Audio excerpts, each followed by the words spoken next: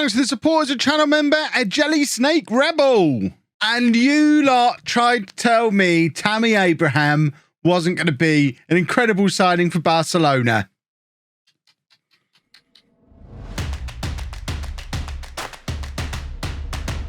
Hello and welcome to part 12 of Rebuilding Barcelona. I'm Kevin. Coming up on today's episode, we're well ahead of where we were in the last episode. We've got a league game against Elche. And a Champions League first knockout round, second leg game against Porto. But as you can see, we have gone through a chunk of the season. I left you off just before the World Cup, where we beat Osasuna and Man United in yesterday's episode. Since then, we have played a whole bunch of games. The reason we've gone so far is because we didn't do any transfers in the January transfer window. We weren't able to move Sergio Aguero on. He was really the only one we were looking to move on. Actually, that's not strictly true. We would have taken deals for PK or ter Stegen as well, as we continue to try and lower the wage bill, but there was nothing for any of them. The only first team player who's left the club is Pedro, who's gone out on loan to Lyon for the rest of the season, mainly because he just wasn't getting any game time for us. So he's gone out to try and get some game time. But other than that, there were no transfers. So there wasn't really anything to show you. Money-wise, as you can see, the club bank balance is continuing to be in free fall, thanks to the incredibly large amounts of money we have to pay out each month to pay off our debt. So our net debt has now gone back up to £628 million as we approach the halfway point of the save. We're not yet half the debt cleared, so we do need to pick up the pace a little bit on these transfers out of the club. I'd ideally like to get the wage spend down below £2 million if possible, but it is a little bit tricky when we're not able to move on some of these higher earning players. I don't want to be forced into having to sell Frankie de Jong, but if no one's going to take Aguero, ter Stegen, PK, then it might be a route that we have to look to go down. But yeah, lots of time has passed. So firstly, let's check in on who won the World Cup. I don't actually know myself. I haven't looked at it. Italy won the World Cup. So if we just go back, can we see the World Cup? I don't want to see the 2026 World Cup. I want to see this World Cup. So they were your group stages in this, presumably, yeah, this is the 2022 World Cup. So just looking for any major shocks in the group stages. South Korea topping a group with Germany, Portugal and Uruguay, and is interesting, with Portugal being knocked out at the group stages. Likewise, Uzbekistan knocking out the Netherlands and Nigeria. Anything else major going on? What I'm not seeing anywhere in here is England. Did England not even qualify for this World Cup? That is really, really interesting. Oh no, England topping a group with Brazil in. I was going to say, FM is broken if England aren't getting through. Not that I'm saying England are super great, but they are in Football Manager usually. Any shocks in this second round? Not really. We move on into the quarterfinal. Brazil knocking out Germany, England thumping South Korea, Italy knocking out France, Argentina beating the USA, brings us through to the semi-finals, where Brazil beat Argentina and Italy beating England on penalties. Wonder what that's like. And then third place playoff for England beating Argentina. We are the third best team in the world. Huzzah. And Italy beating Brazil after extra time. So that's what's gone on in the World Cup. In the league, we've continued to play really very well. This is what La Liga looks like. As you can see, Tammy Abraham, top scorer in La Liga. He is well and truly my first choice striker now. And a starting player, not necessarily a starting player, a player who plays for that third best team in the world. That's got to be a good thing. 15 goals from 17 La Liga appearances, only 12 starts though, and in total, 24 goals from 22 starts in all competitions, averaging a 7.42. Tammy Abraham is really very good. And remember, as you would have seen in the previous episode, I was messing around for the first 10 games of the season, playing him out wide, trying him as an inside forward, trying him as a Raumdeuter. It's only been pretty much since we came back after the World Cup that we've gone all in on him as our starting centre forward, playing him as a pressing forward, and really started to press up the pace, trying to move Sergio Aguero on. We only let Pedro out on loan when it became clear we were going to be stuck with Aguero through to the end of the season. We've also made it through to the Copa del Rey final. We've got that coming up against Villarreal. I'm not sure whether I'll show you that in a video. I'm not that interested in winning the Copa del Rey. If you really, really, really, really want to see it, let me know down in the comments section. But as I've mentioned a few times, I'm more interested in keeping the pace of the save going, not putting episodes in for the sake of putting episodes, and really focusing in on the long-term development of the club, staying competitive in the two big competitions, the Liga and the Champions League, whilst completely rebuilding the squad and sorting out the finances. So that's where my priorities lie, which is why we're showing the Champions League game today, because we have already played the first leg away against Porto. We won 2-1. We've got the home leg coming up, so we'll show you that and hopefully continue a Champions League run. But first, we need to have a look at a league game. I've not showed you a league game for ages. We are looking good for another league title, back-to-back league titles with 7 points clear, 2 games in hand over Atletico Madrid and Real Madrid. So fingers crossed, we should be looking good. And what I would like to look good is Tammy Abraham. I want you to see him in all his glory. So this is the team for the match against Elche. One other thing, we've brought Gavi back from his loan. He was out on loan at Albacete for the first half of the season, and so many people have said I need to be using him. He's played quite well down there, so we've brought him in. I don't know that I'm going to be playing him very often, but similar to Sandri, he'll be knocking around the squad trying to get some game time.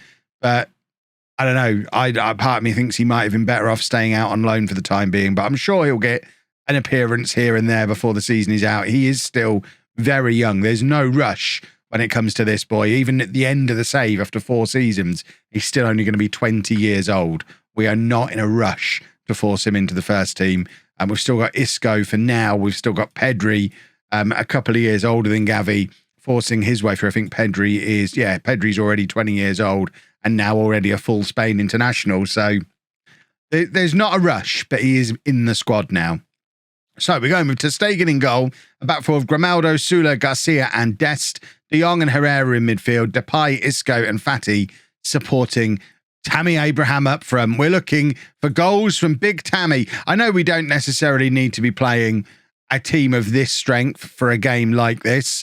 We played against Huesca in the league a couple of matches ago in a home game in the league and won 10-0 with our first choice team. I don't think we necessarily need to be playing the first choice team in the league week in, week out. This is probably where the likes of Gavi could be getting game time. But I want you to see this team in full flow before you see the slightly calmed down version of it for a Champions League game. And a lot of the matches you're going to see between now and the end of the season are going to be those Champions League matches. So I promise I will play some of these youth players in some of these league games, certainly as the Champions League matches start to come a little bit more thick and fast and we're back into the flow of like 2 games every week. We're needing to rest players. That's when some of these younger players are going to get a lot more game time. Ansu Fati with a good diagonal run across field there, but couldn't quite link it over to Memphis Depay, but he does end up getting the ball eventually. He's turned his defender inside out there, and the shot has stung the palms of the goalkeeper, but he has managed to keep it out. 10 minutes gone, and we've not quite had the explosive start that we had in the Huesca game. I don't know how to say it. Do I look Spanish to you? Goodness me, I can't say these things. But yeah, I think we were 3-0 up by this point of that game. But hopefully we're still going to see the Tammy Abraham show. He's in again, and that is a very good effort from the edge of the area. Again, stinging the hands of the goalkeeper. One of these is going to end up in the back of the net shortly. Isco with the corner, and it's cleared and ends up with Ansu Fati on the right-hand side, who has won us a throw. I thought he was going to get around the defender with the same kind of ease that Depay had already shown on the other flank. We're certainly showing a lot of attacking intent so far, without much in the way of end product to show for it just yet. De Jong now with the shot from just inside the area. It's taken a wicked deflection and bobbled nicely to Abraham inside the 6-yard box. And Tammy Abraham has both the 25th goal of the season and his 100th goal of his career. And it's a poacher's effort. I think it actually has, it deflects off Ansu Fati. Then it comes back off the goalkeeper. Let's try and work out what's gone on. So, yeah, no question of offside there. Oh, it doesn't come back off the goalkeeper. It just kind of, that flick from Fati plays it right into the path of Abraham, and he's there to apply the finish. 1-0, and Tammy Abraham continues scoring at more than a goal a game, just like Sergio Aguero was last year. I'm starting to wonder if we can just plug any old striker into the front of this system and it works. A few people have been asking down in the comments if they can have access to the tactic. There's not really much to give you when it comes to access to the tactic. It's very much built on the base of a standard 4-2-3-1 gegenpress, which you can get out of the tactical presets in the game. And then we've just tweaked the individual player roles to suit the players that we've got. I mean, you can see what we've done whenever I click on the tactics screen. Nothing has massively changed on any of these. In fact, I don't know that I've changed anything on any of the actual team tactical instructions. I tend to do most of my tweaking on the individual player roles. So that's what I've done, player roles, to suit the players that we've got. There you go. Pause it, take a screenshot if you want to be able to replicate it in your game. But I'm not a manager who is going to do a plug and play tactic that's just going to work with any team. So if you're going to try and take that exact system and plug it into your Accrington Stanley side, don't come at me when it doesn't work with them, because it won't work with Accrington Stanley. It works with this squad of Barcelona players. If we had Sergio Aguero in the team, we wouldn't be playing him as a pressing forward, for example. The wide players are playing in roles that very much suit them. So you kind of have to build the tactic around the players that you've got and how you want them to play in your system. I'm not necessarily meaning give everybody the role that the game says they're best suited at, but have a feel for how you want the overall team to look, who you want attacking from where. For example, I want Dest as the guy who's charging up and down on the flank, so he's playing as the more attacking of the two fullbacks. That's an example of it. If I wanted to switch that around, let's say both Dest and Grimaldo are really, really good as attacking wing-backs. I probably still am not playing them both in an attacking role because I want Grimaldo to stay back a little bit more while Dest is charging off forward. So you have to look for some balance amongst the roles that you use as well. He says, well, he's only 1-0 up against a team like this. So clearly proper tactical genius here. I think we are going to have to make some changes because we've got the Porto game coming up in just a couple of days. And although we've absolutely dominated the match, we are struggling a little bit for cutting edge and probably need to be looking to save the fitness of some of these players. We're going to take off De Jong. Marcus Antonio can come on for him. Isco can come off for Pedri. And then for my final change, I think we take off Ansu Fati and we're going to bring on Demir and stick him out there on that right-hand side. So you can see I've got the individual player instructions for different players. So when Demir comes on, he immediately switches to being an inverted winger on that side, whereas Fati was playing out there as a winger. So different players playing in different roles to suit what they're good at and how you want them to play. I thought Memphis had played Abraham in again there, but not quite. It ends up back with Sula. 12 minutes to go in this game. I would feel a lot more comfortable if we could grab ourselves a second goal, especially if we're going to faff around in front of the back four like we just have there. Herrera now, just getting up and running as a box-to-box midfielder, trying to force the move, moving into the area with the ball. But again, the shot is it's not a great one. And Elche have done a very good job here today, just lining up with your flat back four, two holding midfielders in front of them, two fairly deep wingers as well, and just leaving the one guy up top. And we are finding it pretty difficult to break down, it is troublesome. I think we have won a penalty there. Is that Rodrigo Eli of Nottingham Forest fame, who I have been managing in my Nottingham Forest save over on Twitch? Because if that's the caliber of player they're bringing in here, I moved him on from my Forest team when still in the Championship over on Twitch. So that's interesting. If he's gone straight into a La Liga side, either I've misjudged him or this lot have misjudged him. I'm going to say it was them. He's just given away a penalty, and is the ref going to punish him further? I don't think he is. We've got the penalty with 5 minutes to go.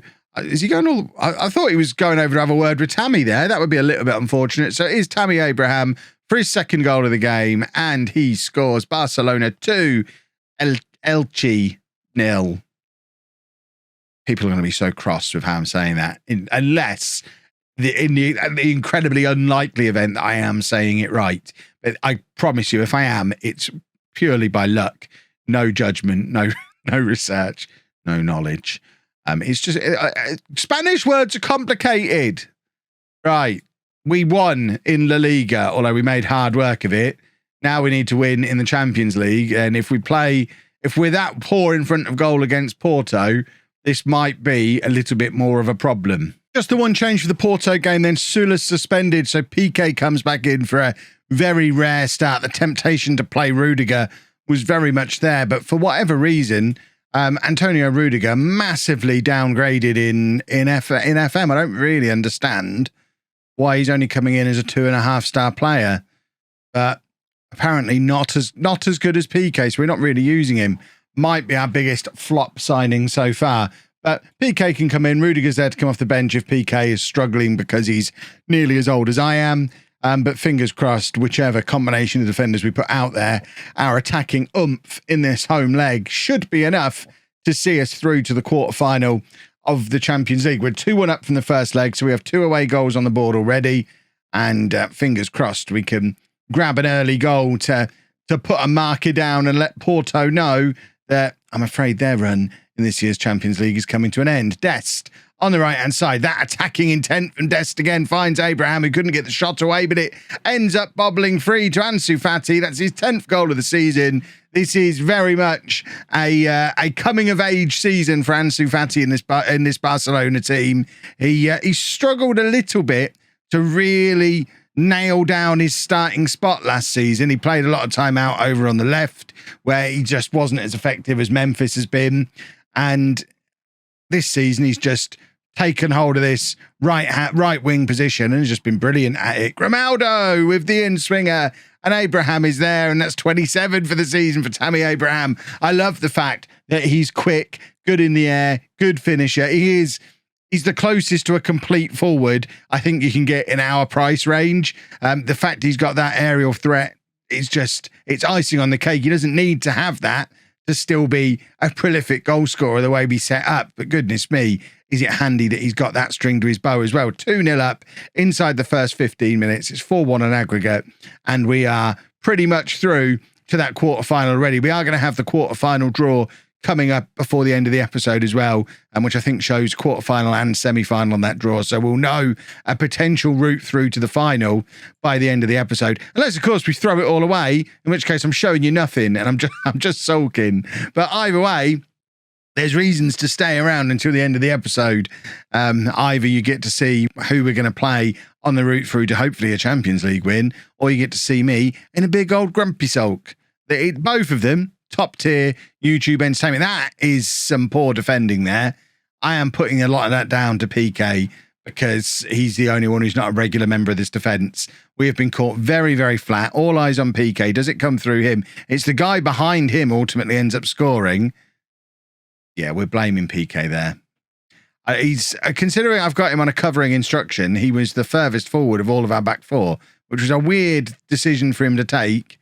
And yeah, I think I think he's done. I know he's done. We've been trying to sell him all year. He's definitely done. I think it is highlighting the fact that we probably do need a centre-back coming in over the summer. Garcia and Sula are both brilliant. Garcia there grabbing himself a goal. They're definitely our starting centre-back partnership for many years to come, I imagine, but we don't really have much behind them. If PK is going to be moving on and Rudiger's not the player I thought I was signing, then we don't really have anyone who can play centre-back in these situations where somebody picks up an injury or a suspension. Herrera now in midfield plays it out to Memphis, who's had a quiet game so far, but we know how dangerous Memphis can be on this left-hand side. Any moment, he could just decide to turn on the afterburners, fly past two defenders and stick it into any part of the goal with any part of his body that he deems necessary because he's that good. 3-1 up at half-time. We'll take that for sure. Give everyone a pat on the head. Porto, only the one shot. They did score from it, but only the one shot in that first half. We've definitely been dominating the match so far, and apart from that one moment of madness from PK, just poor positioning, I think otherwise we have been okay. PK playing it out to Dest at right back, and we know Dest can just get his head down and run, but instead plays it forward to Fati, who turns, playing the ball forward to Abraham, who flicks it on, but there's no one close enough to him for the flick on to be useful. Memphis is trying to get a little bit closer. He's come central to try and help out with this little bit of pressing, and Memphis continuing to cause problems for the for the Porto defenders, just hassling them constantly, and the hassling pays off. Abraham ends up with the ball, plays it back to Herrera, probably not the right pass from Tammy Abraham, and any potential for a quick counter. The sting's been taken out of that, but we have kept possession nicely off the back of it. Cross comes in, Abraham is there again, and this time he can't keep his header down, but considering it wasn't quite the quick counter-attack I would have wanted, it did lead to a good opportunity that I would say more often than not, Tammy Abraham's scoring when those crosses are coming in and he gets a header like that on the edge of the 6-yard box. It is Abraham again, though. Skips past his man, this time showing his pace and trickery, and his shot is fired just wide. 65 minutes gone. We are starting to think in terms of substitutions. I think if this goal goes in, which it doesn't, if that had gone in, we could definitely start keeping people fresh for upcoming games. As it is, I'm a little bit wary of doing it just because we've been stung before in situations like this, letting teams back into games. We saw it in the latter stages of the Champions League last season. I think against Chelsea, we threw away a lead in the last 20 minutes or so because I started to take off some of our key players and rotate a little bit because it felt like the job was done. So I'm trying to learn my lesson from that, but at the same time, feel like we'd probably benefit from it longer term if we could get some of these tiring players off the pitch. Grimaldo with the in-swinger, looking for PK, can't find him. It's back with Grimaldo again for another opportunity across. It falls to Fati, and he can't get the ball past the defender. He had a couple of attempts at it as well, and there's Dest showing that he's not just there for his attacking prowess. He can offer a pretty solid covering tackle as well. Look at the state of these match stats, by the way. This is Porto we're playing. This isn't some lower half La Liga team. This is a proper European superpower, and we're thumping them. Pedri's going to come on for Isco. We're going to take off De Jong again. Marcus Antonio can come on for him once again, and we are going to take off Gerard Piqué. I think he's had his opportunity. He's shown he's passed it. So let's give Rudiger 20 minutes to show me that he's actually better than his star rating suggests that he is. Because as much as some people would like you to believe, all I do is look at the star ratings. I use them as a starting point and then see what I see in the match engine. We're not going to see anything today, it seems. We've seen the game out nicely, but I know no more about Antonio Rudiger than I did going in. But at least we've picked up a comfortable victory. It was never in any kind of doubt. And now that money is handy. Grimaldo's inspired by me, inspired to have a beard. I mean, fill in the sides, son. Goodness me. That's what true inspiration would do. But let's go and do these draws for the quarterfinal and semi-final. So draw time then. Teams left in the tournament for the final 8. Us, Dortmund, Man City, Paris Saint-Germain, Bayern Munich, Liverpool, Napoli, and Leipzig. Not really an easy tie there, is there? I guess I would prefer Napoli or Leipzig. But like I say, they're all pretty difficult matches. We've got to beat some good teams if we're going to win the thing. So Napoli, yeah, we'll take this one away against Napoli. First leg, this would be perfect.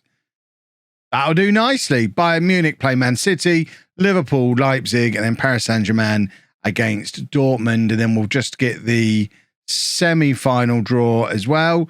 So it's going to be Paris Saint-Germain or Dortmund versus Bayern Munich or Man City, and then Liverpool or Leipzig versus us or Napoli. You know what?